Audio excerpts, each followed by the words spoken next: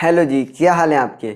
This is second part of chapter second class 7। ठीक है, तो इसमें हम बात करने वाले हैं डाइजेशन इन ह्यूमंस कि ह्यूमन बींग्स में डाइजेशन किस तरीके से होता है। तो बात करते हैं डाइजेशन के बारे में। The process by which food is broken down into simpler absorbable substances is called digestion. क्या होता है कि डाइजेशन हमारी बॉडी के अंदर वो होता है कि हम जो फूड खा रहे हैं उसके अंदर से जो कॉम्प्लेक्स मॉलिक्यूल्स हैं उनका ब्रेकडाउन होकर सिंपल मॉलिक्यूल्स में टूट जाना। Human take food through mouth, digest the food and finally the undigested food are removed from the body.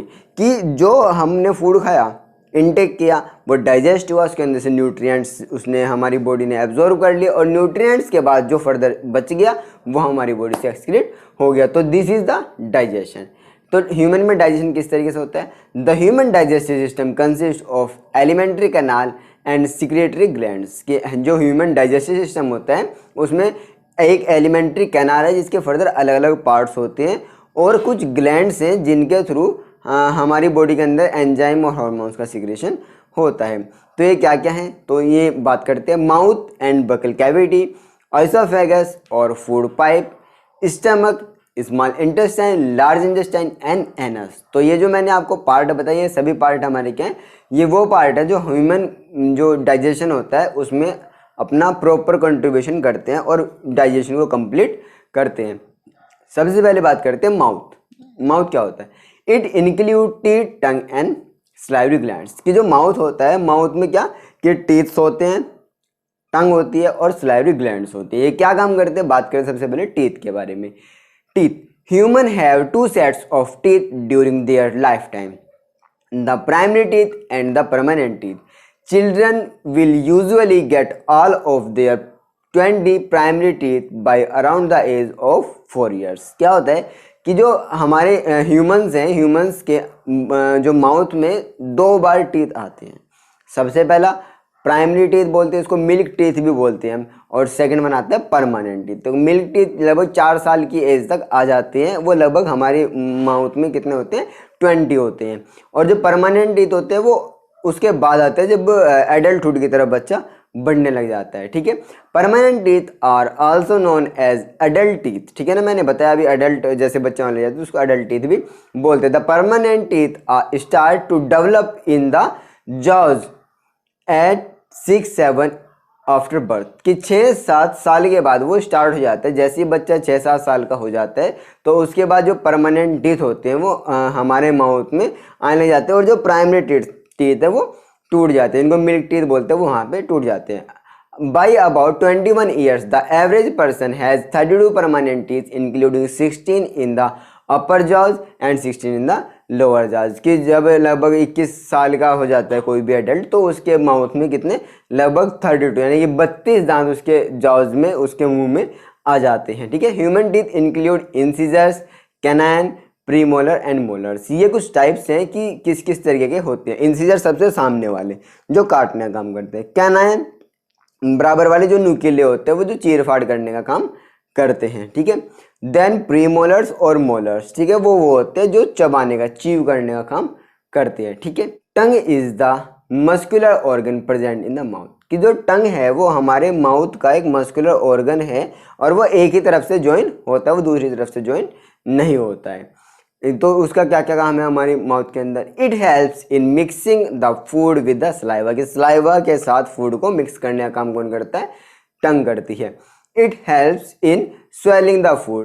Due to the presence of taste buds, it helps to taste food and distinguish basic taste that sweet, bitter, salty and sour. ठीक है ना, कि जो हमारे 4 test हैं basic, तो उनको उनके बीच में डिफरेंस करने का काम भी कौन करते हैं? टंग करते हैं। टंग की वजह से हमें पता लग जाता है हमारे माउथ में अलग अलग टेस्ट क्या क्या होते हैं किसी भी फूड के। It also help us to speaking। कि जो हमारी टंग है, वो जो हमारी जीभ है, वो हमारी बोलने में भी हेल्प करती है। ठीक है ना। बात करते हैं salivary glands.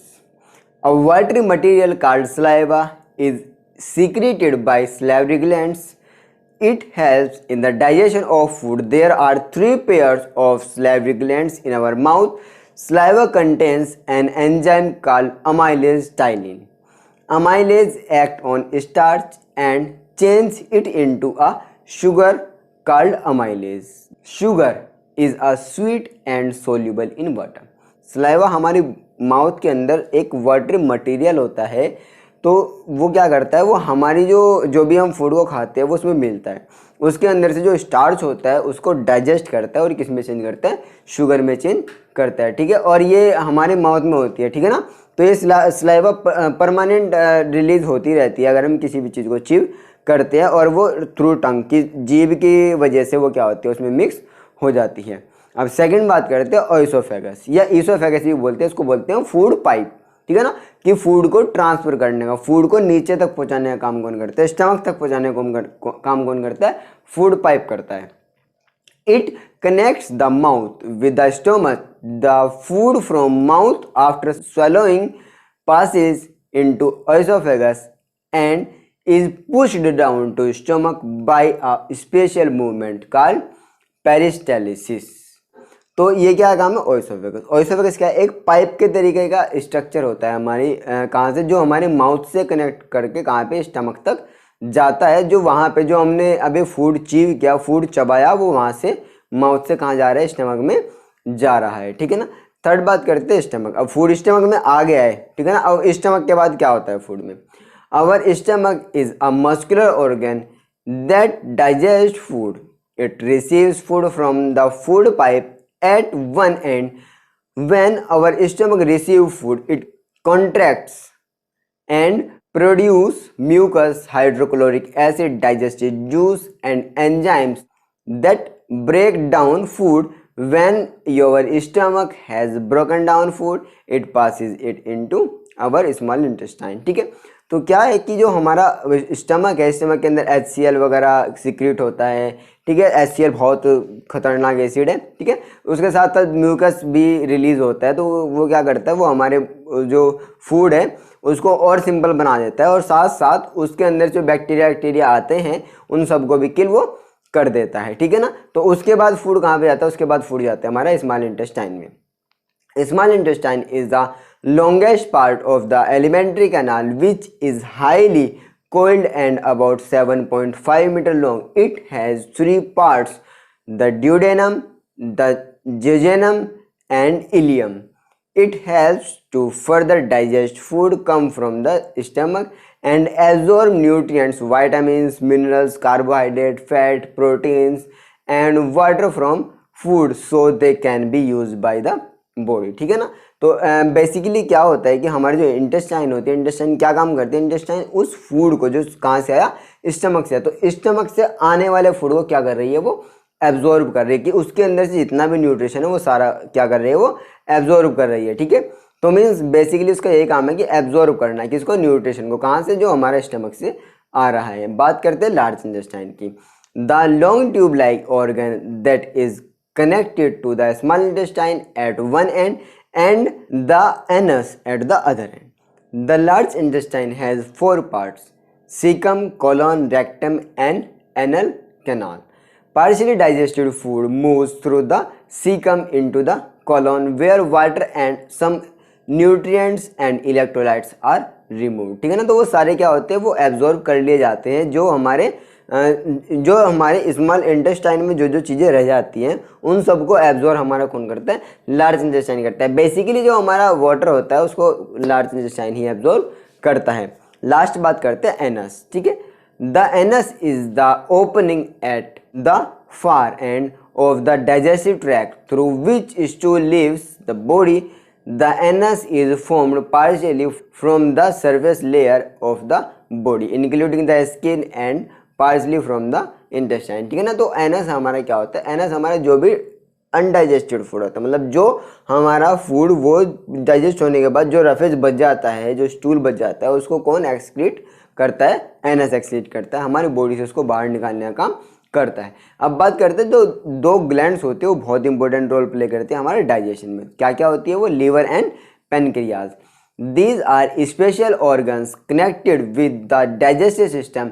The liver secretes juices which helps in digestion and is stored in the small bag called gall bladder. याद रखना उस बैग में स्टोर होता है जिस जूस को वो सिक्रेट करता है, जिसको बोलते हैं bile juice. The pancreas secrete a substance called insulin and also a juice. Insulin is important for regulating sugar level in our body. जैसे बाइल जूस क्या करता है, फैट को ब्रेक डाउन करता है, ठीक है। इसी तरीके से जो हमारे बॉडी को जो इंसुलिन होता है, इंसुलिन रिलीज होता है, वो हमारी बॉडी के शुगर लेवल को कंट्रोल करता है, उसको मेंटेन करके रखता है, ठीक है। तो this is the complete of part second of class 7 chapter second. तो यहाँ का आपका सेकंड पार्ट कंप्लीट हो चुका है। यहाँ तक अगर आपको कोई भी डाउट हो, कोई क्वेश्चन हो, कोई क्वेरी हो, आप मुझे नीचे कमेंट कर सकते हैं। बाकी मिलते हैं इसके नेक्स्ट पार्ट में।